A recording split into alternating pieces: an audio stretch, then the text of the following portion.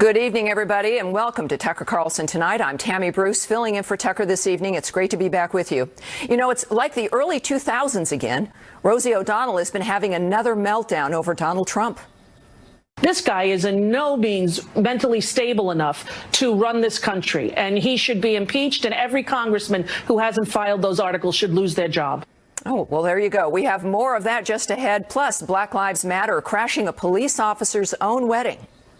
Parents, I just wonder if you started planning your wedding before you killed Stephon Clark or after, and how you've been sleeping since March 18th. And I know this is supposed to be the happiest day of your life. You will not have that opportunity ever. But first, tech companies are taking the lead in suppressing any voices that dissent against the left.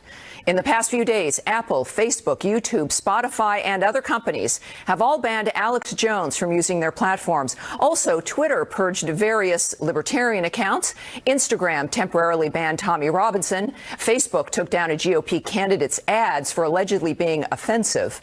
And Democratic Senator Chris Murphy says mass censorship is needed to ensure, quote, the survival of the democracy, end quote. I guess he doesn't realize the irony there. Who's next?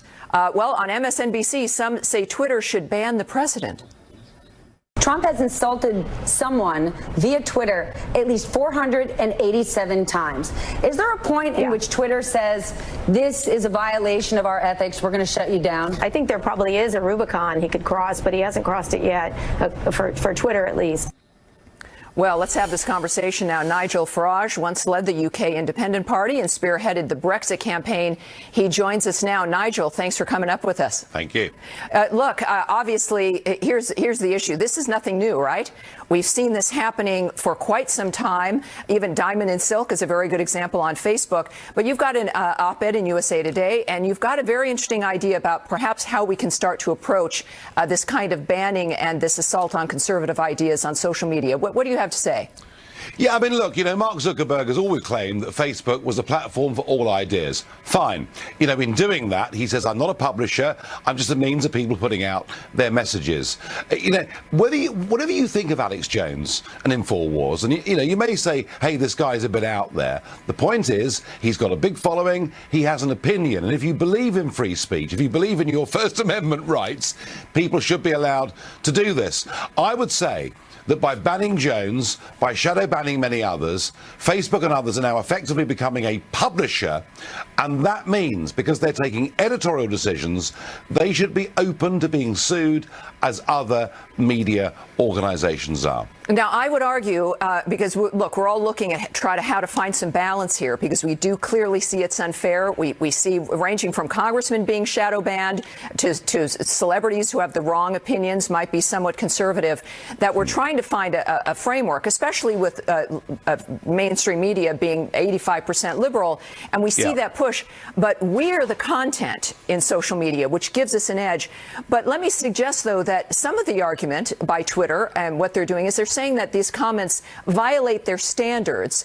And if we open it up to, let's say, lawsuits for libel, wouldn't it make it even more difficult to have speech? Wouldn't more people be banned? Wouldn't there be more people suspended?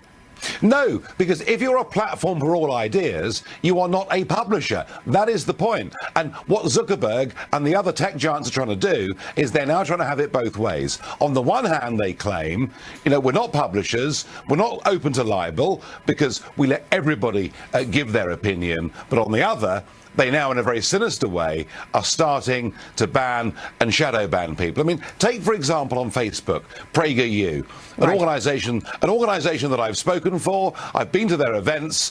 You know, these are not. They do great work. They do amazing work. Yeah. I mean, their videos have been seen by tens of millions of people. They now, on Facebook, have 88 of their videos that are now very much put to the back of the list. They're very hard to access, including ones on Christianity, for goodness sake. So we've gone way beyond the bounds. What is needed now is a Bill of Rights for people using the internet. You know, let's give people access, let's give people rights, and if we can't get that, let's make sure we now redefine Facebook, YouTube and Twitter as publishers who are liable as are Fox News or the Wall Street Journal or anybody else to the content they put out. Yeah, look, again, we've got to find a way to push back. And one of the strengths we have here is that we are the content, right? And there's a sense also that we're willing to put up with anything because our lives now, Nigel, are so intertwined, right? With Twitter, with Facebook, social media in general. Yeah. It is the new modern way to communicate. And my concern, of course, is that we don't want them to go away, and yet, ironically, they're private public companies. They're not a government. They can do as they please. But I think the power is, as an example, this conversation, our being able to have a point of view and make sure everybody knows exactly what's going on. Because since we are the content, we can at least push back and make a difference there. Nigel, thank you so much for joining me tonight. I appreciate it. Great job. Now, look, we've got to find some way to be able to push back. Harmeet Dillon is the perfect person to speak with about this tonight as well. She is a civil rights attorney. She represents James Damore, who was fired by Google for his personal views. She joins us now. Harmeet, welcome aboard.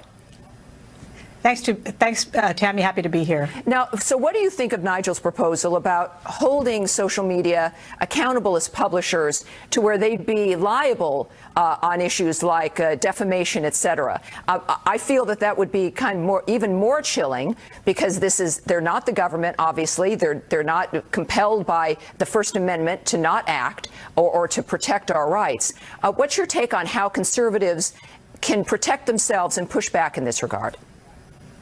Well, I actually agree with Nigel. Sorry, Tammy. I think that it is way past time for us to do that. And what Nigel is talking about is that these social media companies are all hiding behind the Communications Decency Act, Section 230, which gives them safe harbor, gives them immunity from being sued if they act as a platform, not as a publisher. Right. The minute they become a publisher and censor what they do and what they don't, just like a magazine, just like Newsweek or whatever, they can be held liable just like those publications. Now, what these social media platforms have done is they have absolutely, with their digital advertising, sucked the life out of traditional journalism so that, the traditional journalism outlets are on their last legs. They're teetering into extinction.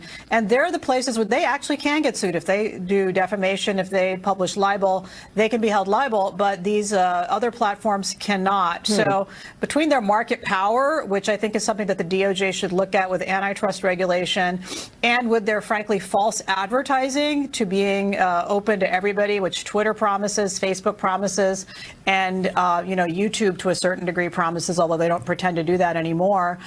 They're violating the law. And so, setting aside the First Amendment, I agree with you. This is not a First Amendment issue so much as a breach of contract, an issue involving other regulations. Some of the other things that conservatives can do is that we need to have members of Congress look at this Communications Decency Act issue, pass legislation. But we already have some government regulations in place that could help us. We have the Federal Trade Commission. We have the Federal Communications Commission. They could both take a hand in looking at the uneven application of the rules to these different See, but Harmeet, I get very nervous. I'm not a libertarian. I'm not even a Republican.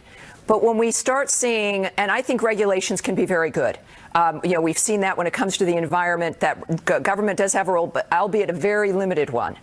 When we start talking about government agencies deciding who has to be heard and what must be done, I start thinking of things like the Fairness Doctrine, which made talk radio impossible to have. I worry about, again, this notion that when you're dealing with private/public companies, but they're not the government at the same time, Google had a very big role in government involved with Barack Obama's administration. They themselves, the market share, the value of them are bigger than some countries. I mean, Apple just, I think, became like the first time the $1 trillion traded company. Are you not concerned about government involvement in this marketplace framework where I think personal activism as the content producers can help make the difference on?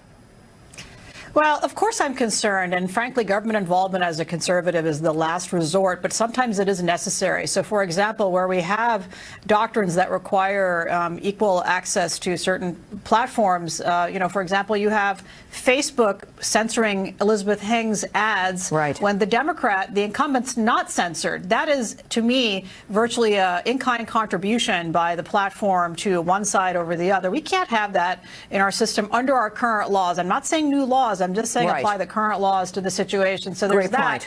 The other thing is that you know, conservatives can fight back in the courts, or as you say, we're the content. But you know, I'm afraid it's a little naive to say that. Unfortunately, we've had many years of American consumers acting like sheep. You know, they think that Google is free, these things are free, and now we're in chains. Well, now, we have to wrap they control our voices. We have to wrap it up now. I think this conversation is an indicator that things are changing, and thank goodness for work like yours, Harmeet. I appreciate you joining us tonight.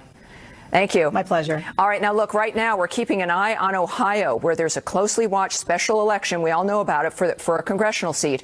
Republican Troy Balderson is running against Democrat Danny O'Connor for the 12th district seat. Polls closed less than an hour ago. We're going to bring you the results of that race as soon as it's called. And coming up, Rosie O'Donnell back with another anti-Trump meltdown. It's something to behold. That's coming up next. Let your voice be heard, and let the president know in no uncertain terms that we are alive, awake, and we are woke. We are not going away. The more people that show up here eventually will take over all of D.C., and I'll have no choice but to resign. Let the sun shine. Let the sun shine. All righty. Well, that was obviously Rosie O'Donnell protesting outside the White House. The president, of course, though, is in New Jersey, along with a group of Broadway performers. The hostility between Rosie O'Donnell and Donald Trump goes back more than a decade. But recently, Rosie has been inspired to new heights of derangement. Yesterday, she had a meltdown on MSNBC. He should not be president, and I don't believe that he's a legitimate president. I believe if it wasn't for Russia, he never would have won. He's a horrible human with no soul, and he has a very serious mental disorder. There are so many psychiatrists who are trying to get out the duty to warn. They wrote a book. This guy is in no means mentally stable enough to run this country, and he should be impeached, and every congressman who hasn't filed those articles should lose their job. Well, you don't have to wonder where she stands. Then she took her act to CNN and accused the president's supporters, you guys, some of you, of being paid to attend his rallies. First of all, people are paid, Chris. You know that. People were paid since he went down on the escalator. He pays people to show up at those but rallies. I don't know that that's why he gets tens of thousands at the rallies. I think he captures a lot of emotion for people. He doesn't get tens of thousands. When did he get tens of thousands at the last rally? Tell me when. Oh, no, not at the Tampa. I think they only had 9,000 seats, and there were people outside. But, Rosie, I've seen them. He gets big groups of people who come out. Yeah, well, there you go. Gosh. Larry O'Connor is associate editor of the Washington Times. He joins us now. Larry, isn't it a sign of the continued detachment from reality to say that Donald Trump is paying supporters? In a way, I want all Democrats to think that, because they really don't understand what's going on.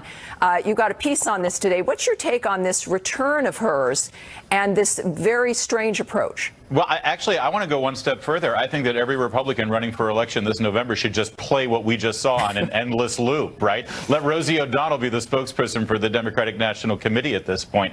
It really is a new level of derangement, but also a lot of the things that she's saying that we just saw are just patently offensive, not just to Trump supporters, but let's start with mental illness. I mean, Rosie has been public about her own bout with depression. I don't know if you've known anyone with real legitimate mental illness. One thing you don't do is accuse somebody of having mental illness when they don't, or if they haven't said that they do. It's offensive. It uses the idea of having mental illness as some sort of pejorative. It's obnoxious. She did the same thing with the president's son, Barron, and suggested that the president's son had autism. It's so out of bounds. She is just a horrible, horrible human being, and now she's rallying people in front of the White House, Tammy. It's disconcerting. Well, and you know, Broadway especially. I live in New York. Yeah. Broadway is an industry that relies on the tourism of Middle America. It's average Americans. For some, it's a bucket list issue, but traveling to New York is a fabulous, fun thing to do.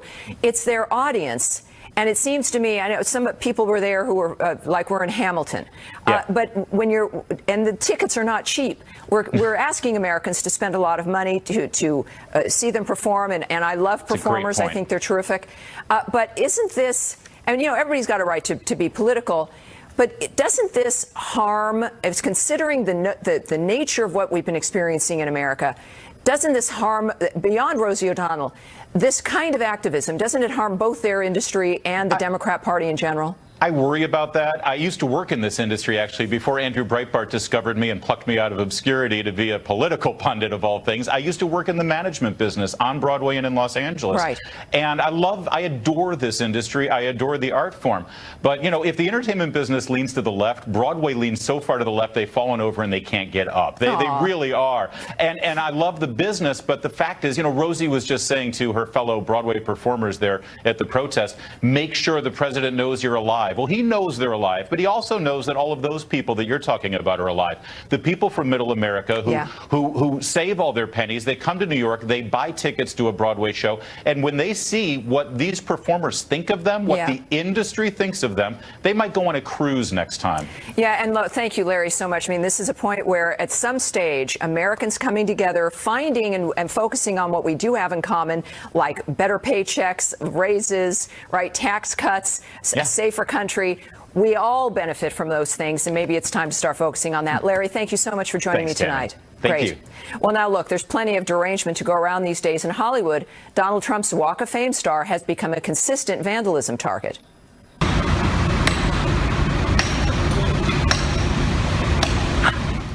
There he is with the pickaxe. On MSNBC, Never Trump Republican Rick Wilson became so worked up about Trump, he began cursing, and the channel had to kill his audio feed. There's a bigger Never Trump movement out there. There's just a huge courage deficit in this country.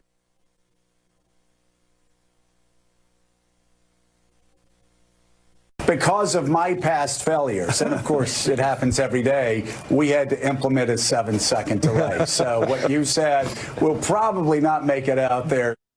Yeah, and that's probably the best way. That's probably the best way to listen to Rick Wilson. It was with silence.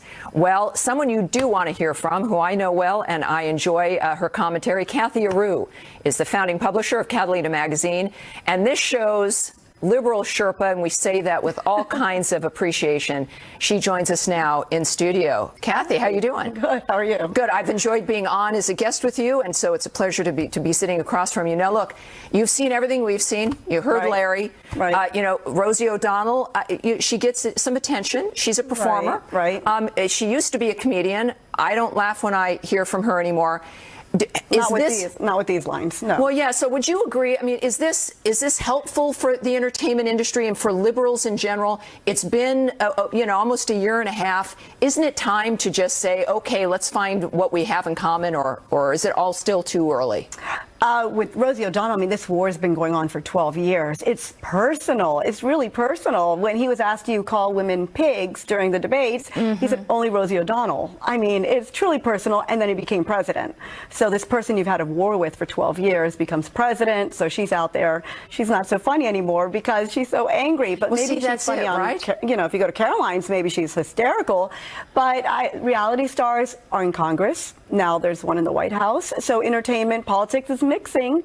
Well, would you say, though, that when it comes to their business, that Donald Trump's having a better time than Rosie O'Donnell is, or really anyone in Hollywood at this point? Right now, at the moment? Sure, right now. I mean, it's the American way. It's the First Amendment. I mean, they have the right to do this. Sure. And Donald Trump was out there. He had The Apprentice, but he was still fighting with the birther movement. Yeah. So he did both. He juggled both. Do you think his star now, you know, West Hollywood just voted, not that they have a vote, right, but they voted to demand the removal, effectively, of Donald Trump's star on the Hollywood Walk of Fame. Do you think it should stay there? Do you think it should go? Well, he paid for it just like everyone else. People might not know that. They don't know that. He did pay for that star. Everybody does. Everyone does. You buy this section, you know, it's not like awarded to you and it's free. Right. Everybody on the Walk of Fame pays for it. So he paid for that star. That is his star. He rightfully paid for it. But if it is becoming a problem, if it's dangerous, if people are hurting one another over that star, maybe the city has to make a move. Maybe they should be removed. Maybe they need to remove the people to prison who are taking pickaxes. The police need to. Right? Yeah, I mean, that's not right. No one should vandalize anything like that. That's his star. He earned it and he paid for it. Now, look, You've got a really great attitude. You're not letting the circumstances which you don't like ruin your life. Look, she's laughing. It's a liberal is laughing. We have great conversations that don't make us miserable. Right. Isn't it? Wouldn't you say that or maybe you think it needs to continue, the current liberal attitude of all rage all the time, especially from Hollywood? Do you think that that's worn out by now, or do you think that's really the thing that liberals in Hollywood should be doing, is the continual, perpetual outrage? I don't think it's all of them, though. We can't say all of Hollywood. We can't say everyone. That's the whole point. I'm a liberal, and I'm not losing my mind. I think it's a small group, just with the GOP. I think both sides have extremes. And both extremes are losing their minds. All right. Well, there you go, except for us. We are not. All right. Thank you, Kathy. Doing her Sherpa best. Fabulous stuff. Now, look, the Black Lives Matter movement also has a new tactic, wedding crashing. We'll show you their attack on a police officer's wedding coming up next.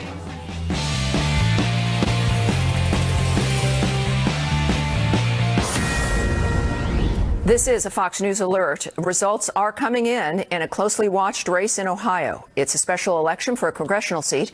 Republican Troy Balderson is running against Democrat Danny O'Connor for the 12th district seat. Polls closed about an hour ago, and we will bring you the results of that race as soon as it is called.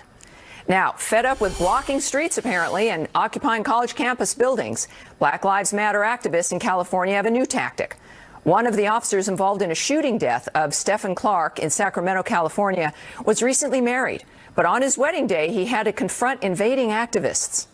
Parents, I just wonder if you started planning your wedding before you killed Stephen Clark or after, and how you've been sleeping since March 18th. And I know this is supposed to be the happiest day of your life. You will not have that opportunity ever. Hey guys, can you get up? So we came here to drink wine and also just ask you how you've been sleeping.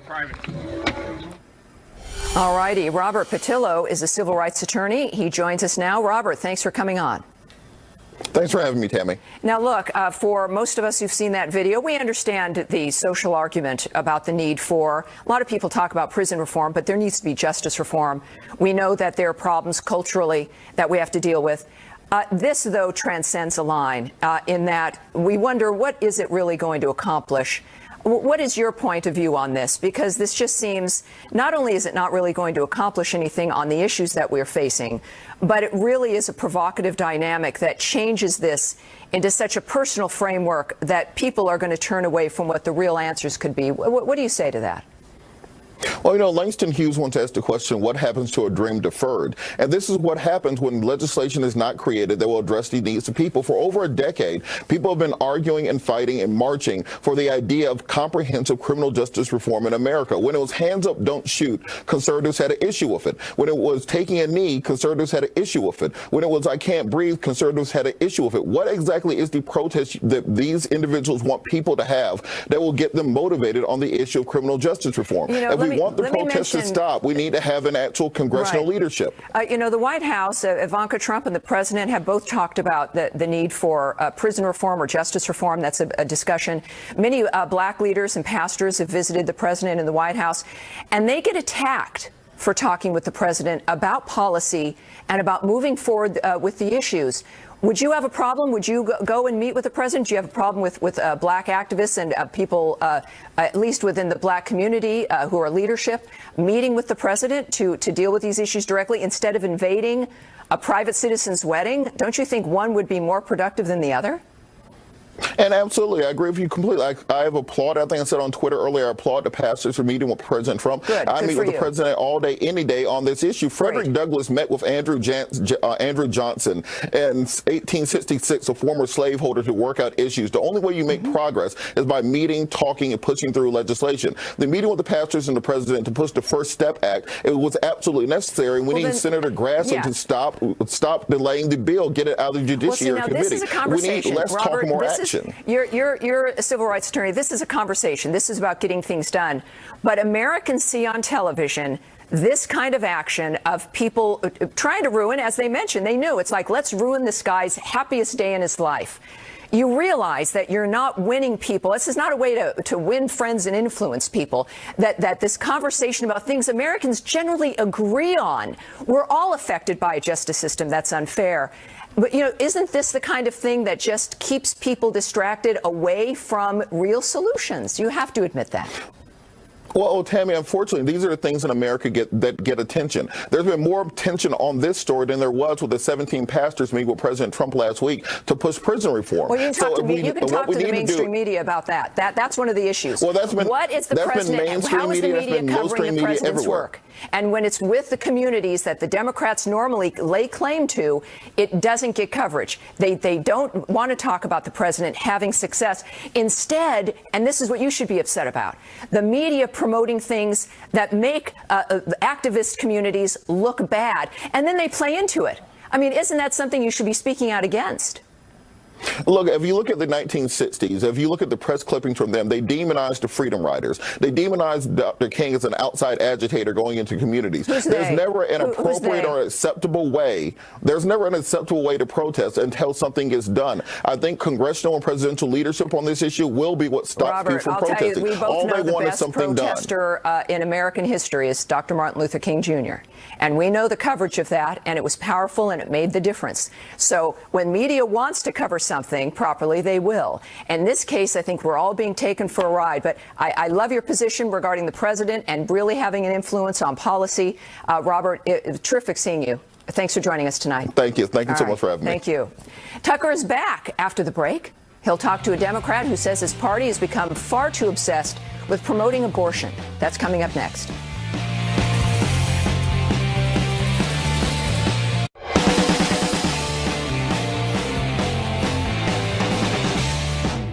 Since the retirement announcement of Supreme Court Justice Anthony Kennedy, top Democrats have made their support for unlimited abortion rights a major campaign issue. Do we deserve civil rights in this country? Do we get to decide what happens to our bodies? How many children we're going to have? Where generations from now, our children and grandchildren will wonder, what did we do? What did we do when they were trying to take away a woman's right to control her own body? Everyone who cares about saving Roe versus Wade will make their voice heard, right? Yeah! Michael Ware directed faith outreach efforts for the Obama campaign in 2012. He just wrote an article warning that, quote, Democrats are entirely too focused on abortion, end quote. And he recently spoke to Tucker about that article. What did you mean when you said that they're too focused on abortion?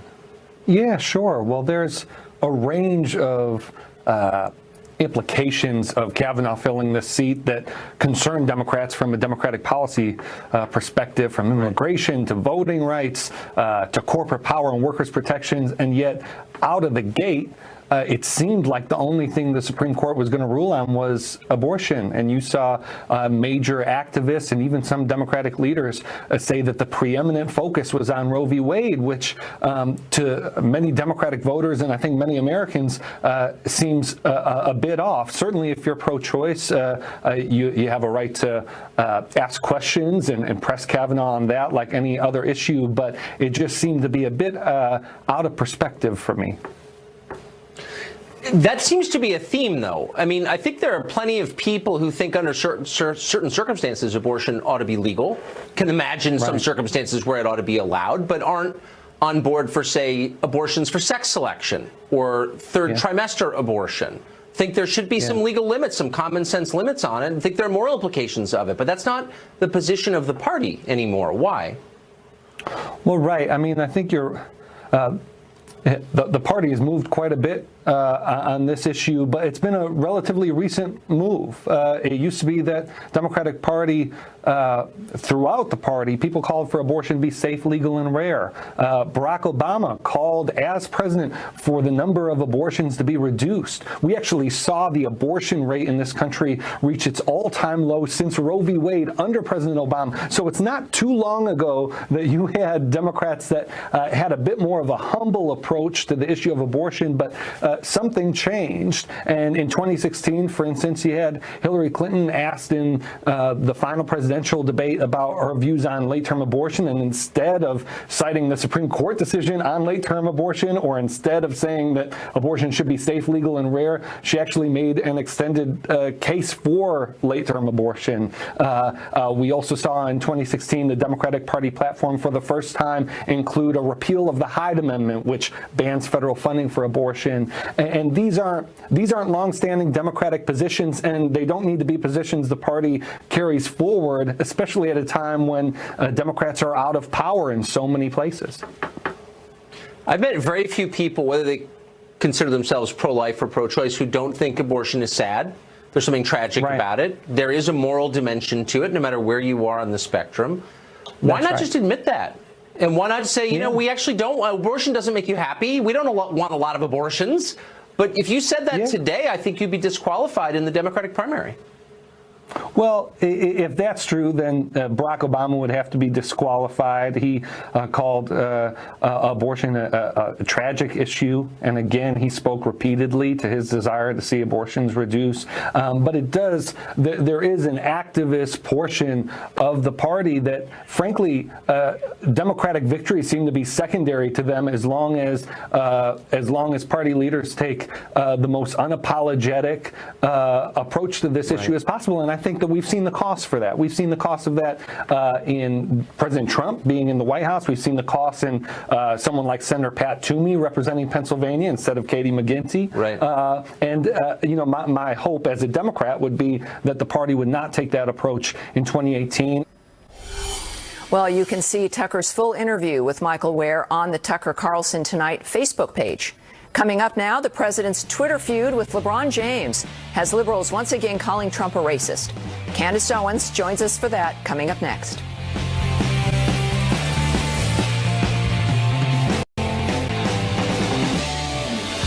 The left will accuse President Trump of racism no matter what. But this week, their stated excuse is the president's Twitter attack on NBR star LeBron James. This president traffics in racism. How the black community has come to view this president as someone who looks down on us and who has an attitude about us that is nothing short of racist. These are no longer racial dog whistles. These are foghorns. The people of color who are attacked by their fellow citizens who feel emboldened to be publicly racist because the president is. All righty. Well, Candace Owens is with Turning Point USA. She joins us now. Welcome aboard. Great to be sitting across the table from you. Thank you for having me. Thanks for being here. And this is kind of nice. And normally, if you're talking to Tucker, you'd be in a box of satellite. But here we are in studio. Look, you're a young African-American woman. You hear everybody talking about racism. We know racism exists. Correct. And yet, with this constant harangue on the president, a man who has clearly improved the quality of lives for African-Americans, the unemployment rate at historical lows, everybody having more money in their pocket, that really adds to personal freedom. What is your reaction to this kind of response to a president who actually said to a lot of people that they're dumb, white and black? How do you respond to all of this? That's the exact key that you just said. So the left has been operating under this very bizarre assumption that you can't critique a black person in this country unless it makes you automatically racist. That's ridiculous. That's false. I'm critiqued every day. Usually I'm called a porch monkey, and I'm referred to as a lot of racial slurs in my Twitter feed because I'm a conservative black thinker. The idea that you can't think somebody has a low IQ, a provably low IQ. Maxine Waters is not a smart person. You can't say that because she's black. You know, that's ridiculous. So president insults a lot of people, black, white, Hispanic. He is definitely not looking at color when he talks to someone. And quite frankly, the way that LeBron conducted himself in that interview, and I don't want to take away from what he did, opening the school was an incredible, an incredible feat that he did. But Don Lemon got him in that interview. Don Lemon was the smarter person in the room, as Trump said. Don Lemon knew what he was doing for CNN. He wanted LeBron to say something about the president. They couldn't have cared less about the school opening. That's a great They point. were there to get that 5-second soundbite to get him to say something nasty about the president, and that was going to be their news story. Unfortunately, he's brilliant on the court. He does not understand how to operate politically. That's the obsession, is that the media has abandoned its job of informing Americans about a whole host of amazing things that are going on, including the issue of the jobs reports, the nature of what the tax cuts have done. This improves the quality of lives for everyone, but you don't want to hear about that. They only want to hear about things if it's negative about the president. At the same time, we are in a racialist dynamic where race issues are used politically. And LeBron James said, and this is everyone's right, that if sports is not enough for him. He wants to make a difference in the world. That's why we're here. We want to do that as well. For him also, though, to accuse the president of trying to divide us and using the NFL take-a-knee protests, aren't those protests the dividing line? And isn't the president defending effectively the country against that kind of racial division? That's exactly correct. And look, I would welcome a dialogue with LeBron James. He is, in this regard, an ignorant man. Okay, he does not understand this. I'm not going to refer to him as uneducated, but I am going to refer to him as ignorant. He knows very little about politics. But that's really the rhetoric, though, everure within the black community. That is generally. But Would you listen, agree? The reason why they really hung on to this and why CNN wanted to get LeBron James and they wanted him, they essentially attacked him without him knowing it, and they used him to get this out, is because what was also released at the same time, the Rasmussen poll, black support for Donald Trump has doubled since last year at this exact same time. That's right. 15% so their rhetoric to 29%. It's a remarkable transition. Yeah. So black people aren't believing this anymore. So they're thinking, what are we going to do? They go back to what they always do. They bring a black idol and they have the black idol say to the community, oh, no, this is racist, and hope that we're going to be sleeping and we're going to believe it. But we aren't anymore, well, I think, unfortunately. LeBron James he's a smart guy. Yes. And I think perhaps maybe the president should invite him to the White House. Yeah, I would have a conversation. If that's too much for LeBron James, I would love to sit down with him and explain to him why the black community is responding and why we like this president. He's a curious guy. He's a smart guy. He cares about the community. And I think all of this is a distraction. There's too much that we all have to do. Absolutely. So great job. Nice talking to you, Candace. Thank you so much. An NYU professor tried to challenge political correctness at his school and found himself targeted by the left. Now he has a book about that experience. He's coming up next.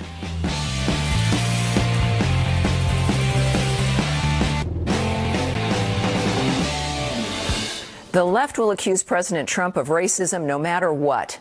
But this week, their stated excuse is the president's Twitter attack on NBR star LeBron James.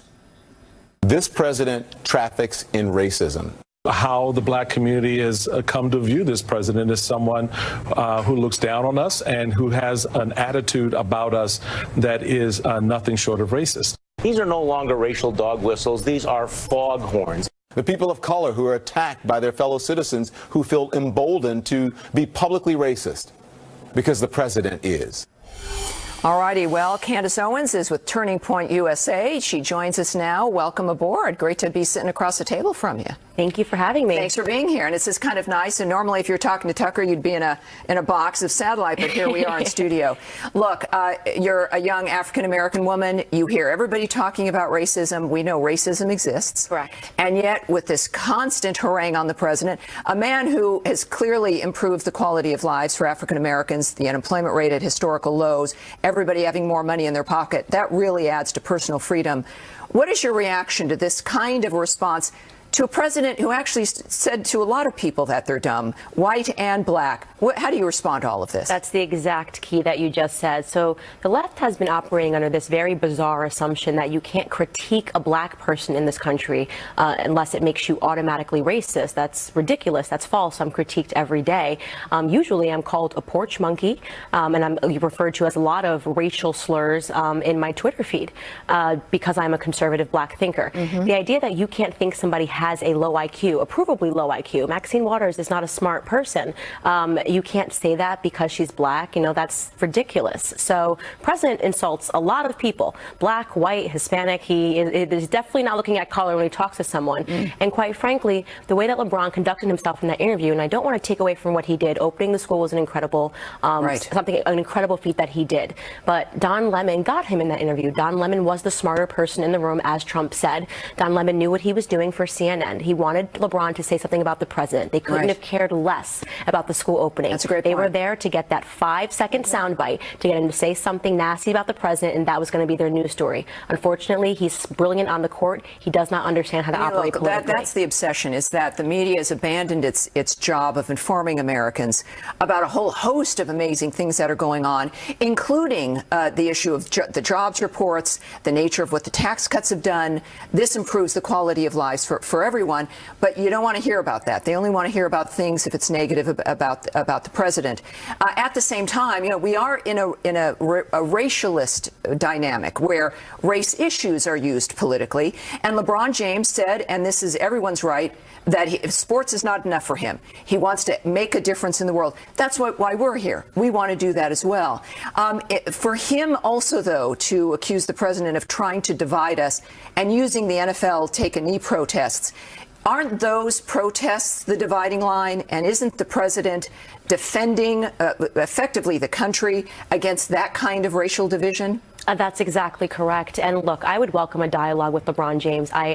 He is, in this regard, an ignorant man. Okay, he does not understand that. So I'm not going to refer to him as uneducated, but I am going to refer to him as ignorant. He knows very little about politics. But that's really the rhetoric, though, everywhere within the black community. That is generally. Correct. Would you listen, agree? The reason why they really hung on to this and why CNN wanted to get LeBron James and they wanted him, they essentially attacked him without him knowing it, and they used him to get this out, is because what was also released at the same time, the Rasmussen poll, black support for Donald Trump has doubled since last year at this exact same time. That's right. 15% so their rhetoric to 29%. It's a remarkable transition. Yeah. So black people aren't believing this anymore. So they're thinking, what are we going to do? They go back to what they always do. They bring a black idol and they have the black idol say to the community, oh, no, this is racist, and hope that we're going to be sleeping and we're going to believe it. But we aren't anymore, well, I think, unfortunately. LeBron James he's a smart guy. Yes. And I think perhaps maybe the president should invite him to the White House. Yeah, I would, and have look, a conversation. If that's too much for LeBron James, I would love to sit down with him and explain to him why the black community is responding and why we like this president. He's a curious guy. He's a smart guy. He cares